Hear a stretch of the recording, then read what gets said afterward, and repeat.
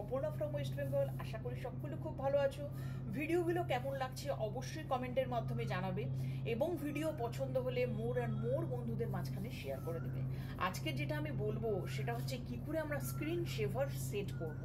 দেখবে আমরা স্ক্রিন মানে তোমার কম্পিউটার স্ক্রিন অনেকক্ষণ যদি তুমি আনইউজড অবস্থায় রাখো তবে স্ক্রিনটা ব্ল্যাক হয়ে যাচ্ছে, দেখতে বড্ড বাজে লাগছে।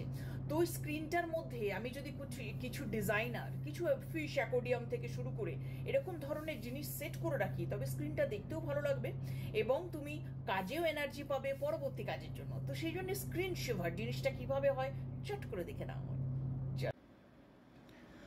চলে আসছি আজকের বিষয় স্ক্রিন সেভার। আমরা কি করে স্ক্রিন সেভার সেট করব তার আগে আমাদের জানতে হবে স্ক্রিন সেভারের কাজটা কি।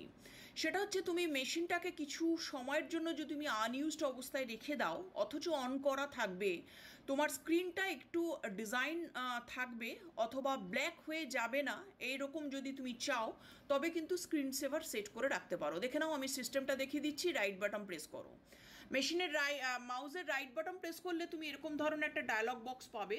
তুমি নিচের দিকে চলে আসো, সেই অপশানটার নাম দাও, সেটা হচ্ছে তোমার পার্সোনালাইজ। এখানে গিয়ে ক্লিক করছো, তুমি চলে আসছো এরকম একটা ডায়লগ বক্সে। এই ডায়লগ বক্সের একদম বাঁ দিকে চলে যাচ্ছ, সেখানে আছে লক স্ক্রিন।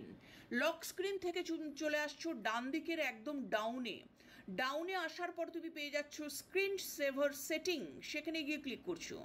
সেটিংয়ে গিয়ে ক্লিক করলেই তোমাকে এরকম একটা ডায়লগ বক্স অথবা একটা ছোট্ট মনিটরের মতন ডায়াগ্রাম দিয়ে দেবে, যেখানে তুমি দেখতে পাবে কি ধরনের স্ক্রিন সেভার তুমি সেট করতে চলেছো।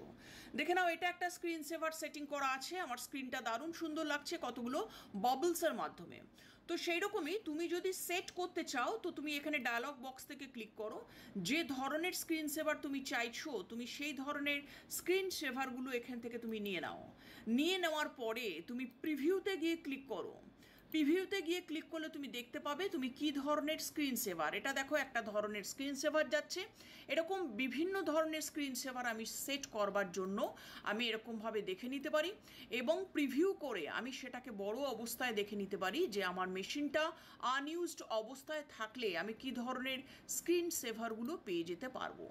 বিখ্যাত স্ক্রিন সেভার যেটা সেটা বাবলস, দেখতে খুবই সুন্দর লাগে এবং ম্যাক্সিমাম ইউজ হয় এই ধরনের স্ক্রিন সেভারগুলো। দেখো কত সুন্দর লাগছে। শুধু প্রিভিউতে গিয়ে তোমাকে সেট করে নিতে হবে এবং দেখতে হবে তুমি কি ধরনের স্ক্রিন সেভার সেট করতে চাইছো। এই ছিল আমাদের আজকের স্ক্রিন সেভারের সেটিং। হয়ে যাওয়ার পরে তোমাকে রাইটের দিকে এরকমভাবে ক্রস অপশন আছে বা ক্রস সাইন আছে, তোমাকে সেখানে গিয়ে ক্লিক করতে হবে এবং এই ডায়লগ বক্সটাকে তোমাকে অফ করে দিতে হবে। এই ছিল আজকের বিষয়, সেটা হচ্ছে স্ক্রিন সেভার। চলো টাটা বাই বাই, আবার দেখা হচ্ছে নতুন ভিডিও নিয়ে।